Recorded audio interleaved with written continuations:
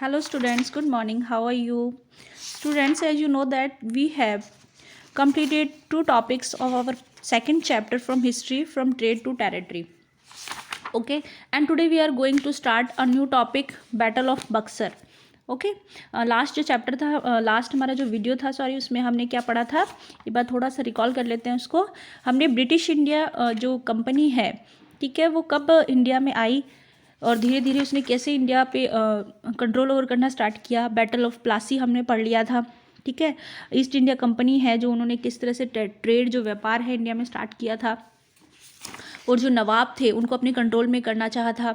और इसके अलावा हमने बैटल ऑफ प्लासी जो हुई थी उसके बारे में पढ़ लिया था ऑलरेडी 1757 में प्लासी की जो बैटल हुई थी। तो आज हम बैटल ऑफ बक्सर पढ़ेंगे।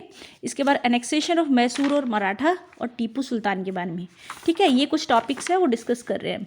Okay student, let's start the chapter. Battle of Buxar. The Battle of Buxar was fought on 22nd October 1764 between the forces under the command of the British East India Company led by Hector Munro and the combined armies of Bir Qasim, Nawab of Bengal till 1764, the Nawab of Awadh, Suzai-ud-Dawla and the Mughal Emperor Shah Alam। तो battle of Buxar है वो 22 अक्टूबर 1764 में हुई थी। किसके बीच में हुई थी?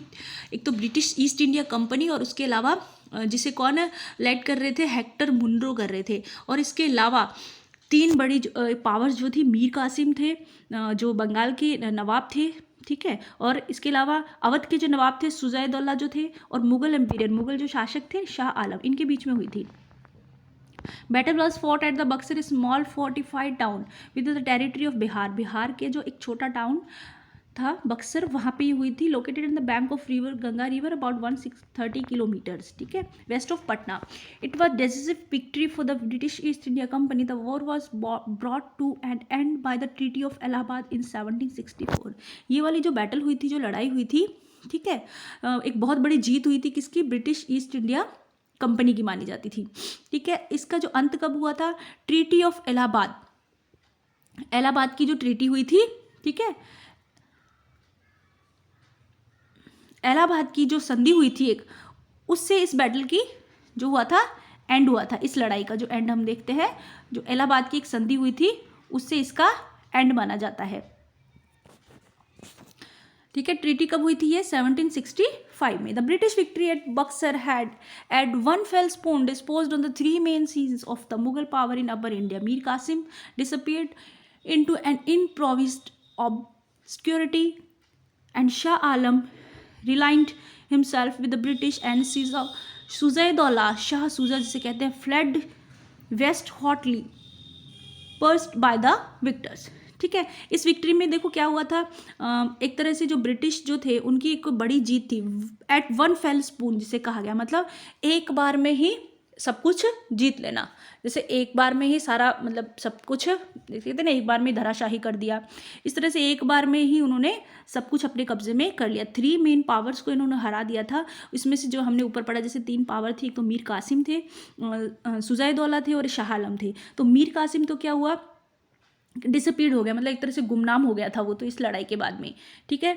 गुमनाम होकर जैसे छिप जाते थे उस समय जो हार जाते थे कई जो शासक होते थे। और शाह आलम क्या थे, वो भी बच रहे थे ब्रिटिश से, मतलब अपने आप को सरेंडर नहीं करना चाहते थे। और सुजाइदौला वो भी क्या थे, वो भी भाग गए थे विक्टर्स के, मतलब लेकिन वो जो उनके जिनसे वो हार गए थे वो उनके वापस जो विक्टर्स जो थे जो जीत गए थे वो उनके पीछे जा रहे थे, मतलब वो उनसे अपने मतलब भाग रहे थे, उनसे पीछे छोड़ा के एक तरह से बचना चाह रहे थे। The whole Ganga valley lay at the company's mercy Shah सहूजा इवेंचुअली सरेंडर। फिर धीरे धीरे मतलब वो छिपते छिपाते भाग रहे थे, लेकिन फिर क्या किया उन्होंने, जब उनके बस की बात नहीं रही कि हाँ अब छिपना नामुमकिन है, तब उन्होंने क्या कर दिया, सरेंडर कर दिया। Hence company troops become the power. फिर एक आर्मी की तरह से बन गई, जो कंपनी थी एक बड़ी पावर के रूप में बन गई throughout Awadh as well as Bihar. Awadh तो था ही, बिहार भी उनके कब्जे में आ गया था ठीक है।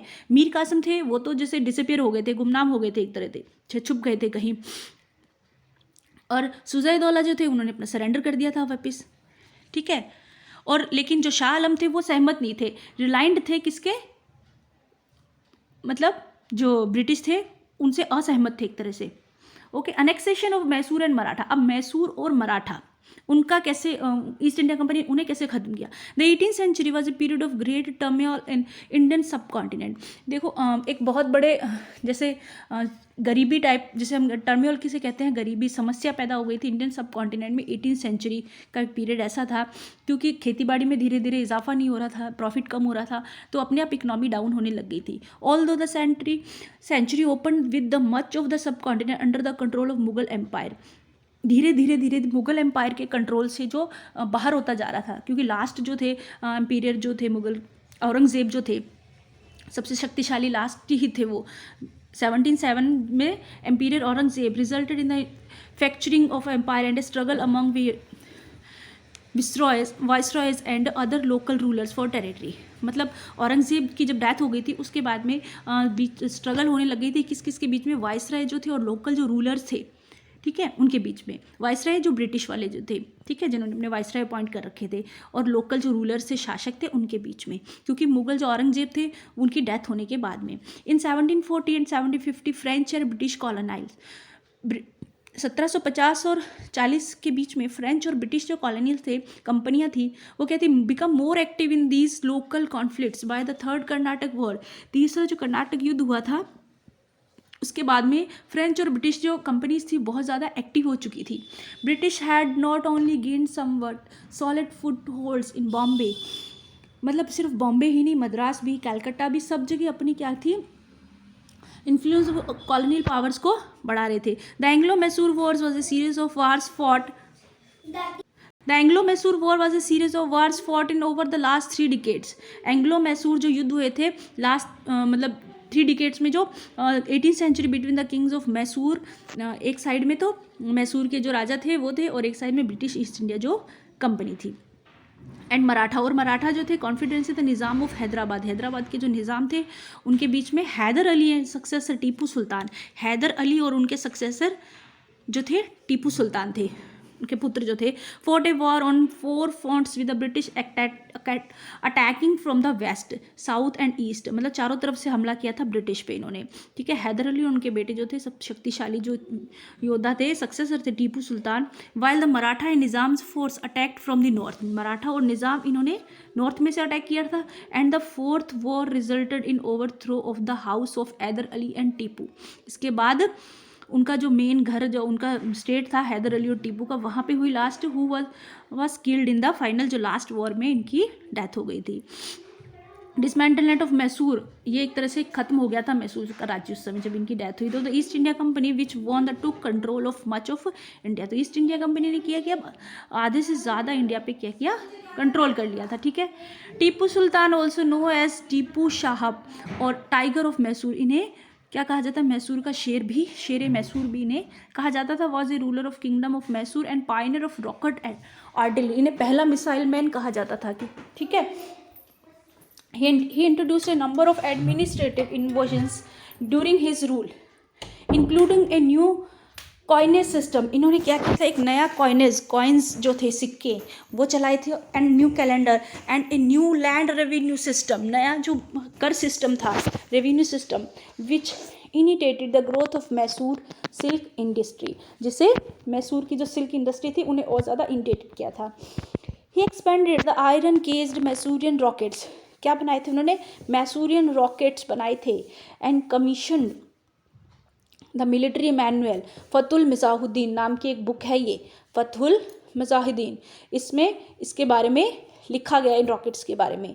ही deployed the rockets against advances of British force, किसके खिलाफ, ब्रिटिश फोर्स के खिलाफ इनको यूज़ किया गया था। Their alliance during the Anglo Mysore war, Anglo Mysore जब युद्ध वॉर हुए थे, battle of Pollilur and siege of Srirangapatnam की जो संधि हुई थी।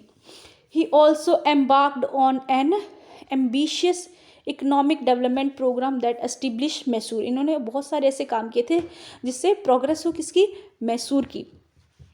मतलब जो ईस्ट इंडिया कंपनी अपना राज करना चाहती थी, इसे बहुत दबाने की इन लोगों ने कोशिश की थी, और ईस्ट इंडिया कंपनी बहुत ज़्यादा डर गई थी किससे, टीपू सुल्तान और उनके जो पिताजी थे हैदर अली से।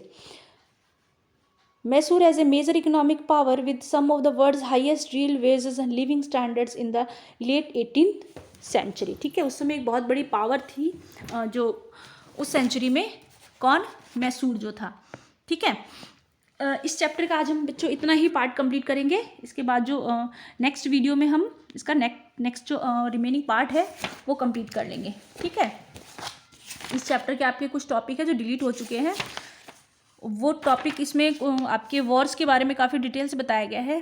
ठीक है, हालांकि हिंदी मीडियम की जो एनसीईआरटी है उसमें इतना डिटेल नहीं है।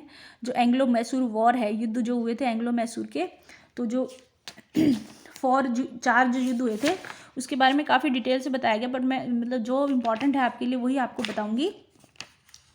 ठीक है, बाकी का जो पार्ट है इसमें आपके डिलीट हो चुका है, तो वो हम नहीं करेंगे अभी। इस बार जो है आपके सिलेबस में आएगा वही करेंगे। ठीक है, इस हिसाब से आपका सिलेबस भी कंप्लीट हो जाएगा। ओके बच्चों, थैंक यू।